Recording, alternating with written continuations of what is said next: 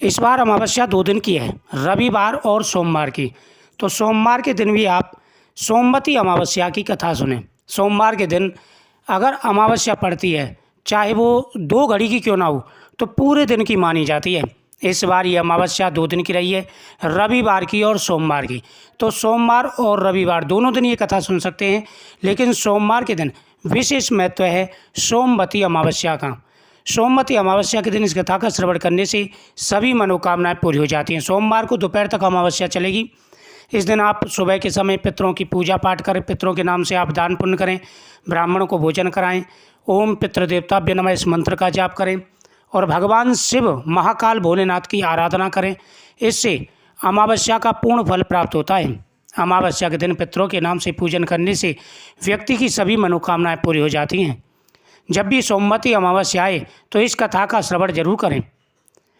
सोमवती अमावस्या के दिन जो व्यक्ति दान पुण्य करते हैं, पितरों की पूजा करते हैं और इस कथा का श्रवण करते हैं, जो कथा मैं आपको सुनाने वाला हूँ, कथा को पूरा सुने। इससे जीवन में हर प्रकार का सुख और वैभव प्राप्त होता है। कभी किसी प्रकार की कोई परेशानी नहीं आती। अगर किसी व्यक्ति के ऊपर पितृदोष है तो पितृदोष भी शांत हो जाता है। तो पूरे लगन से और श्रद्धा भाव से ये कथा जरूर सुने। साथ ही आपको पूजा विधि भी बता रहा हूँ, पूजा विधि भी आप ध्यान से सुने और पितरों के नाम से दान पुण्य करें। आपके जीवन में आ रहे सारे कष्ट और परेशानी दूर होंगे। भगवान आपके ऊपर सदा ही अपनी कृपा दृष्टि बनाए रखेंगे।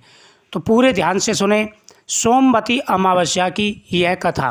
साथ ही जितना आपको सामर्थ्य हो उतना पितरों के नाम से दान पुण्य जरूर करना चाहिए, क्योंकि अमावस्या के दिन पितृ प्रसन्न हुए तो आपकी ज़िंदगी में खुशियाँ ही खुशियाँ आएंगी। ओम नमः शिवाय। स्वागत है आप सभी का मेरे YouTube चैनल पर। मैं हरिओम शर्मा आज आपको सोमवती अमावस्या की पूजा विधि व व्रत कथा सुना रहा हूँ। इस कथा के सुनने से अटल सौभाग्य प्राप्ति व धन प्राप्ति का आशीर्वाद प्राप्त होता है। सोमवती अमावस्या के दिन बहुत बड़ा योग बनने जा रहा है। सोमवती अमावस्या के दिन सुबह स्नान करते समय जल में गंगा जल डालकर के स्नान करें। सोमवती अमावस्या के दिन सूर्य देव की आराधना करनी चाहिए। सोमवती अमावस्या के दिन पितरों की पूजा करें, साथ ही भगवान शिव और माता पार्वती की पूजा करें। इस दिन पीपल वृक्ष के नीचे दीपक जला करके 108 परिक्रमा करनी चाहिए। ऐसा करने से अटल सौभाग्य, धन प्राप्ति व शीघ्र विवाह के योग बन जाते हैं। जीवन में आ रहे सारे दुख और परेशानी दूर हो जाती हैं। साथ ही अगर किसी को कुंडली में पितृदोष हो तो पितृदोष भी शांत हो जाता है। इस दिन गौ माता की पूजा, भगवान शिव की पूजा और पितरों की पूजा का शास्त्रों में विशेष वर्णन मिलता है। सोमवती अमावस्या के दिन की गई पूजा का विशेष महत्व है। पितरों की पूजा और भगवान शिव की पूजा करने के बाद में माता पार्वती को महिलाएं श्रृंगार अर्पण करें, स्वाग की सामग्री अर्पण करें। साथ ही पीपल वृक्ष की परिक्रमा देने के बाद में इस कथा का श्रवण करें। सोमवती अमावस्या की कथा में बताया गया है कि एक साहूकार के 7 बेटे और एक बेटी थी। इनमें इसके घर अक्सर एक ब्राह्मण भिक्षा मांगने आता था। जब भी साहूकार की बेटी भिक्षा लेकर आती तो वह ब्राह्मण भिक्षा लेने से मना कर देता था और कहता, तुम्हारे भाग्य में सौभाग्य नहीं है, वैधव्य लिखा है और मैं तुम्हारे हाथ से भिक्षा नहीं ले सकता। यह सुनकर साहूकार की बेटी दुखी हो जाती। एक बार ऐसा ही होता रहा तो एक दिन साहूकार की बेटी ने अपनी माँ को सारी बात बता दी। कैसे एक ब्राह्मण भिक्षा मांगने आता है और उसे भिक्षा लेने से मना कर देता है। साहूकार की पत्नी ने अपनी बेटी से कहा कि अगली बार जब भी भिक्षुक आए मुझे बताना। एक दिन वह भिक्षुक द्वार पर आया। उस समय साहूकार की पत्नी दरवाजे के पीछे छुपकर सब बातें सुनने लगी। वही हुआ जैसा हमेशा होता रहा। भिक्षुक ने भिक्षा लेने से मना कर दिया और कहा कि तुम्हारे भाग्य में सुहाग नहीं है, वैधव्य है और मैं ऐसी महिलाओं के हाथ से भिक्षा नहीं लेता। जो महिलाएं कर्म से हीन हों या जिनका चरित्र ठीक ना हो, जो वैधव्य हो, ऐसे के घर का मैं अन्न नहीं लेता। इस बात को सुनकर साहूकार की पत्नी दरवाजे के ओट से बाहर आकर भिक्षुक से कहने लगी, एक तो हम भिक्षा दे रहे हैं, ऊपर से आप हमें अशुभ बात कह रहे हैं। ब्राह्मण ने कहा कि देवी, मैं सत्य कह रहा हूँ। आपकी बेटी के भाग्य में ऐसा ही लिखा है। जब विवाह के समय आपकी बेटी फेरे ले रही होगी, उसी समय सांप आकर इसके पति को काट लेगा और यह विधवा हो जाएगी। इसलिए मैं इसके हाथ से भिक्षा नहीं ले सकता। ब्राह्मण की बातें सुनकर साहूकार की पत्नी दुखी हुई, लेकिन फिर भी ब्राह्मण से बोली, अगर आपको यह पता है यह विधवा होगी तो आपको ये भी पता हो सकता है कि इसके सुहाग की रक्षा कैसे हो सकती है। साहूकार की पत्नी के ऐसे पूछने पर ब्राह्मण ने कहा, यहाँ से काफ़ी दूर एक गांव है जहाँ पर एक सोना धोबिन रहती है।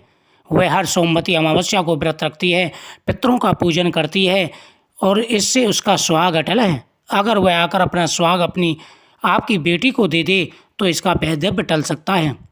ब्राह्मण की बात सुनकर साहूकार की पत्नी ने ब्राह्मण का धन्यवाद किया और वह सोना धोबिन की तलाश में निकल गई।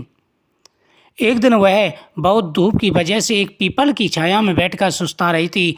तभी उसने देखा कि एक सांप आया और उस पीपल के पेड़ पर गरुड़ के बच्चों को खाने के लिए पेड़ पर चढ़ने लगा। साहूकार की पत्नी ने उस सांप को मार दिया और ढाल के नीचे छुपा दिया। गरुड़ के बच्चों की रक्षा की। इतने में गरुड़ भी वहाँ आ गया और देखा कि आसपास खून फैला है। गरुड़ को लगा कि साहूकार की पत्नी ने उसके बच्चे को नुकसान पहुंचाया है, इसलिए गरुड़ ने उस पर हमला कर दिया। लेकिन साहूकार की पत्नी ने उसे रोका और कहा कि उसने तो आपके बच्चों की रक्षा की है। गरुड़ ने जब इस सच को जाना तो उसने कहा कि तुमने मेरे बच्चों की रक्षा की है, इसलिए बताओ मैं तुम्हारी कैसे मदद कर सकता हूँ। साहूकारनी ने तब गरुड़ को बताया, वह सोना धोबिन की तलाश में निकली है, अगर वह उसे वहाँ तक पहुँचा दे तो बहुत उपकार होगा।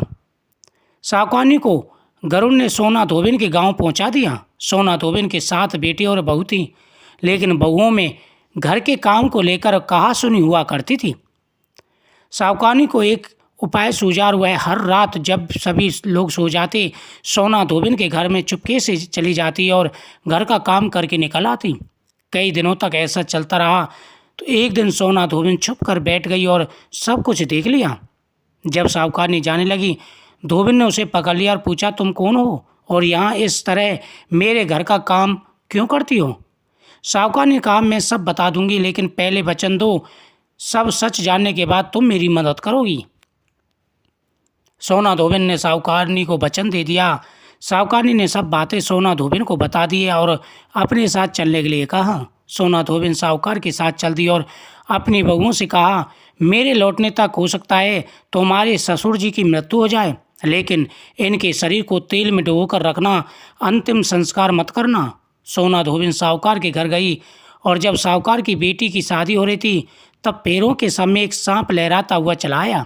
सोना धोबिन ने उस सांप के आगे दूध और लावा रख दिया और जैसे ही वह दूध पीने लगा, धोबिन ने उसे मार दिया।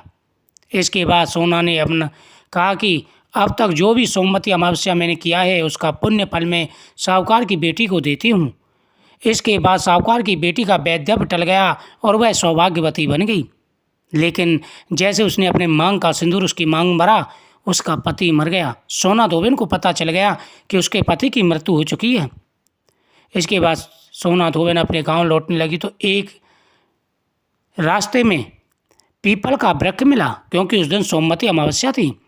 धोबिन ने इस दिन व्रत रखा और पीपल की पूजा की, कथा व पाठ किया। इस बीच सोना धोबिन के पति की मृत्यु हो चुकी थी। जब वह घर लौटी तो उसने अपने रास्ते में किए सोमवती अमावस्या का पुण्य अपने पति को दे दिया। उसने भगवान से कहा कि हे भगवान, मैंने अब तक कोई पाप नहीं किया है, सच्चे मन से सोमवती अमावस्या की मैंने नियमों का पालन किया है, किसी का दिल नहीं दुखाया, तो मैं अपने पति का सुहाग चाहती हूँ। मैं इस पुण्य को अपने पति के लिए देती हूँ। जैसे उसने दिया, उसका मरा हुआ पति जीवित हो गया।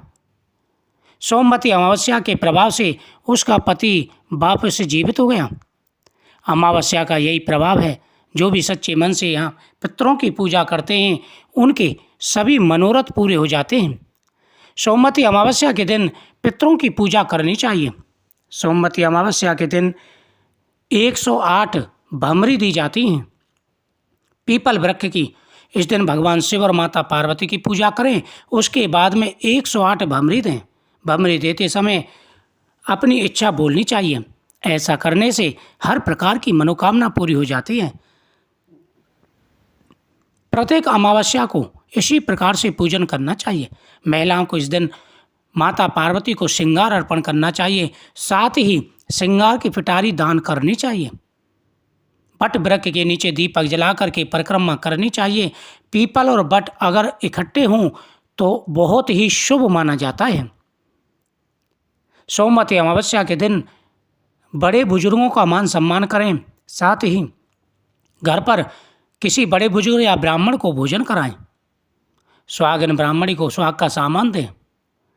साथ ही बड़े बुजुर्गों के लिए वस्त्र आदि दान करें। ऐसा करने से भगवान प्रसन्न होकर के मनवांछित फल प्रदान करते हैं। सोमवती अमावस्या का शास्त्रों में विशेष वर्णन मिलता है। जो भी नियम पूर्वक व्रत रख करके इस कथा को सुनते हैं, व्रत को करते हैं, भगवान शिव उनकी हर मनोकामना पूरी कर देते हैं। मुझे उम्मीद है आपको ये कथा बहुत ही सुंदर लगी होगी। वीडियो को शेयर करें, चैनल को सब्सक्राइब करें, कमेंट में ओम नमो भगवते वासुदेवाय नमः, ओम पितृदेवताभ्यो नमः जरूर लिखें। ओम पितृदेवताभ्यो नमः।